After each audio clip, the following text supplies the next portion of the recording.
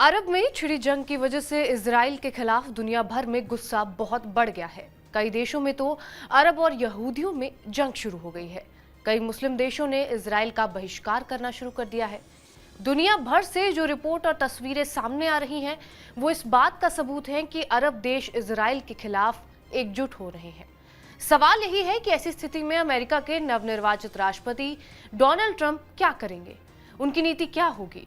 हाल ही में एम्स्टर्डम में अरब और यहूदियों के बीच एक दूसरे के खिलाफ नारेबाजी हुई, झड़प और हाथापाई की गई।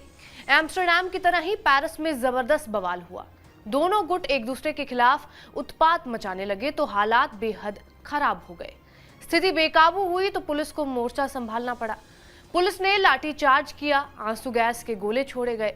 बावजूद इसके भीड़ काफी देर तक बवाल करती रही। नीदरलैंड से लेकर फ्रांस तक अरब मूल और यहूदियों की जंग बेहद तेज हो गई है। इजराइल के खिलाफ दुनिया भर में गुस्सा बढ़ता जा रहा है। इजराइल विरोध की ये लहर लगातार बड़ी होती जा रही है और इसी के चलते तुर्की ने तो इजराइल से अपने सभी रिश्ते खत्म कर दिए हैं। 13 नवंबर को इस बात की घोषणा खुद तुर्की के राष्ट्रपति ने की।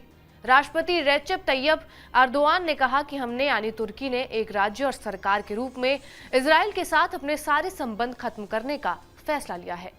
तुर्की भविष्य में इजराइल के साथ सहयोग विकसित करने या फिर संबंध बहाल करने के लिए कोई कदम नहीं उठाएगा। रियाद में ओआईसी की बैठक में सीरिया के राष्ट्रपति बशर अल असद ने भी इजराइल के खिलाफ सख्त तेवर दिखाए। असद ने कहा, गाजा में नरसंहार को रोकना हमारी प्रथम प्राथमिकता होनी चाहिए। हमारी जंग उस देश से है जो कोई आधिकारिक देश भी नहीं है।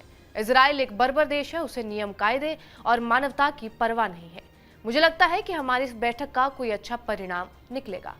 जाहिर है अरब और मुस्लिम देशों का सब्र टूट रहा है, उनका गुस्सा भड़क रहा है। अब सवाल यही है कि अमेरिका अरब के क्रोध को कैसे शांत करेगा।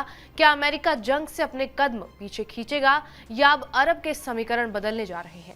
इन सवालों का जवाब तो भविष्य में मिलेगा, लेकिन सच ये है कि इजराइल रुकने वाला नहीं है। दुनिया भर में हो रहे विरोध प्रदर्शन और ग्लोबल क्रोध के बावजूद भी इजरायली सेना गाजा और लेबनान में लगातार हमले कर रही है। 24 घंटे के अंदर गाजा में इजराइल ने जबरदस्त बमबारी की। इस बमबारी में 1 दर्जन से ज्यादा लोग बेमौत मारे गए। इजराइल के ये हमले इस बात की तरफ इशारा कर रहे हैं कि इजराइल अमेरिका की बात भी नहीं मानेगा। तो वो हमला तब तक जारी रखेगा जब तक कि हमास का पूरी तरह से खात्मा नहीं हो जाता। बहरहाल आपका इस खबर पर क्या कुछ कहना है, हमें कमेंट बॉक्स में जरूर बताएं। बाकी देश और दुनिया की तमाम बड़ी खबरों के लिए बने रहे हमारे साथ TV9 डिजिटल पर।